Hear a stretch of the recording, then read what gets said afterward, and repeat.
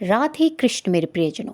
मैं प्रियंका तिवारी भारतीय ग्रंथसार में आप सबका स्वागत करती हूँ।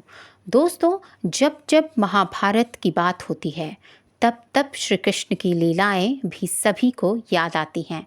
भगवान श्री कृष्ण हमेशा धर्म के पक्ष में खड़े रहे, हमेशा पांडवों के पक्ष की बात की, लेकिन वहीं दूसरी ओर श्री कृष्ण के बड़े भाई बलराम, जो हमेशा दुर्योधन के हित की बात करते थे, वे हमेशा दुर्योधन को ही अपना शिष्य मानते आए। आखिर बलराम जी दुर्योधन के पक्ष में क्यों रहते थे? इस सच्चाई को सुनकर आप भी दंग रह जाएंगे। तो चलिए करते हैं इस वीडियो की शुरुआत। दोस्तों, महाभारत का युद्ध केवल हथियारों का युद्ध नहीं था, बल्कि रिश्तों, वचनों और धर्म की सबसे कठिन परीक्षा थी। इस युद्ध में एक ऐसा महान योद्धा था जो चाहता तो अकेले ही युद्ध का परिणाम बदल सकता था, लेकिन उसने युद्ध लड़ने से ही इनकार कर दिया। वह थे भगवान श्री कृष्ण के बड़े भाई बलराम जी। लेकिन सबसे बड़ा सवाल यह है कि जब श्री कृष्ण पांडवों के साथ थे तो बलराम हमेशा दुर्योधन के पक्ष में क्यों दिखाई देते थे? बलराम जी का स्वभाव श्री कृष्ण से बिल्कुल अलग था।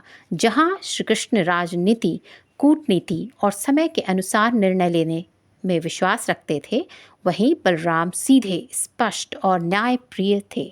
उन्हें छल कपट बिल्कुल पसंद नहीं था। जो बात सही लगती थी वही कहते थे और उसी का साथ देते थे। इसी बीच एक ऐसा समय भी आया जब हस्तिनापुर के राजकुमार दुर्योधन और पांडवों में सबसे बलशाली भीम दोनों ने बलराम से गदा युद्ध सीखने की इच्छा जताई। बलराम ने दोनों को अपना शिष्य बना लिया। दोनों को उन्होंने समान शिक्षा दी, लेकिन दुर्योधन अपने गुरु की सेवा बहुत श्रद्धा और समर्पण से करता था। वह हमेशा उनका सम्मान करता था, उनकी आज्ञा मानता था और उन्हें प्रसन्न रखने का प्रयास करता था।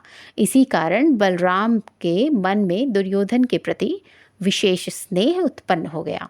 हालांकि इसका अर्थ यह नहीं था कि बलराम दुर्योधन की सभी कर्मों को सही मानते थे। वे दुर्योधन के कई कार्यों से सहमत नहीं थे, लेकिन गुरु और शिष्य का संबंध उनके लिए बहुत पवित्र था।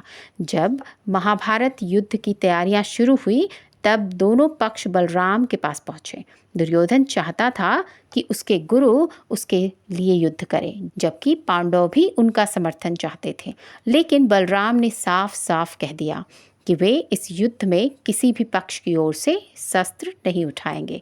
उन्होंने कहा कि एक ओर उनके प्रिय शिष्य दुर्योधन है और दूसरी ओर उनके छोटे भाई श्री कृष्ण तथा पांडव हैं। ऐसे में किसी एक का साथ देना दूसरों के साथ अन्याय होगा। इसलिए उन्होंने युद्ध के समय तीर्थ यात्रा पर जाने का निर्णय लिया। युद्ध शुरू हो गया। श्री कृष्ण अर्जुन के सारथी बने, लेकिन बलराम पूरे युद्ध से दूर रहे।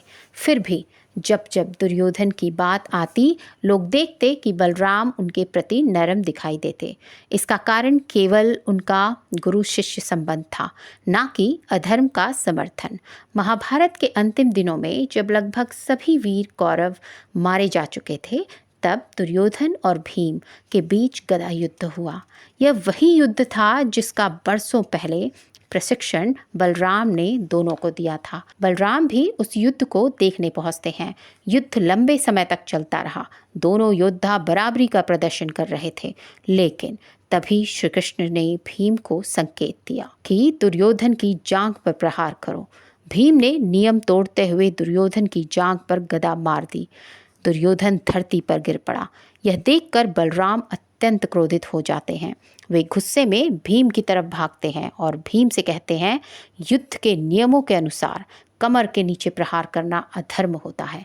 हे भीम, तुमने इस कायरता को करके मेरे मन को बहुत ठेस पहुंचाई है।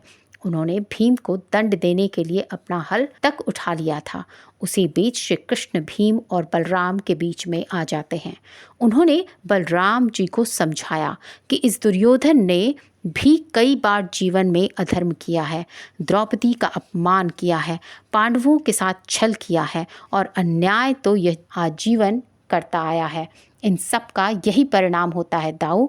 बहुत देर तक समझाने के बाद बलराम का क्रोध शांत हुआ, लेकिन वे इस युद्ध की समाप्ति से संतुष्ट ही नहीं थे।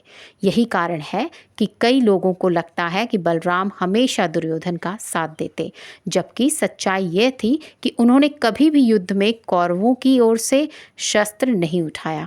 उन्होंने केवल अपने शिष्य के प्रति स्नेह दिखाया और जहां उन्हें नियमों का उल्लंघन दिखाई दिया वहां उसका विरोध भी किया। बलराम के लिए गुरु का धर्म, वचन और युद्ध के नियम सबसे ऊपर थे। वहीं श्री कृष्ण के लिए धर्म की रक्षा सबसे बड़ा लक्ष्य था, चाहे उसके लिए कठिन निर्णय ही क्यों न लेना पड़े। यही दोनों भाइयों के विचारों में सबसे बड़ा अंतर था। दोस्तों, महाभारत हमें यही सिखाती है कि एक ही परिवार के दो महान व्यक्ति भी अलग अलग दृष्टिकोण रख सकते हैं। बलराम ने नियमों का सम्मान किया, जबकि श्री कृष्ण ने धर्म की रक्षा को सर्वोपरि माना। दोनों अपने अपने स्थान पर महान थे। तो अब आप समझ गए होंगे कि बलराम दुर्योधन के पक्ष में थे, इसलिए दिखाई देते थे क्योंकि वह उनके प्रिय शिष्य थे, ना कि इसलिए कि वे अधर्म का समर्थन करते थे। उन्होंने पूरे महाभारत युद्ध में तटस्थ रहकर किसी भी पक्ष के लिए युद्ध नहीं किया। यही उनकी निष्पक्षता और महानता का सबसे बड़ा प्रमाण है। तो दोस्तों, उम्मीद करती हूँ यह वीडियो आपको पसंद आई होगी। अगर पसंद आई हो तो वीडियो को लाइक करें।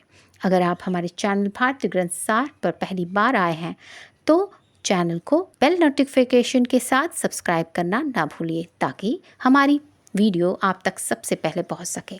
और कमेंट में लिखिए कि आपको वीडियो का कौन सा भाग सबसे दिलचस्प लगा। चलिए फिर मिलते हैं एक नए प्रसंग के साथ। तब तक के लिए आज्ञा लेती हूँ। धन्यवाद। जय श्री राधे कृष्ण।